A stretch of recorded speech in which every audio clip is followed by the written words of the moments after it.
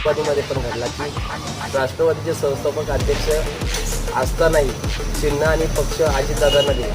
मग ह्या काळामध्ये तुम्हाला असं कधी वाटलं नाही का की आपण बदलत्या समीकरणासोबत आणि युवकांच्या सध्याचे युवक हे सत्ताधाऱ्यांकडे जास्त धावत असतात, मग तुम्हाला असा कधी प्रश्न मनात आला नाही कसं आता वारं बदलते तर मग आपण तिकडे गेलं पाहिजे? मी माननीय शरदचंद्र पवार साहेबांच्या नेतृत्वाला कार्याला मी मानणारा कार्यकर्ता आहे आणि आज गेले 25 वर्ष मी राष्ट्रवादी काँग्रेस पार्टीमध्ये कार्यरत आहे.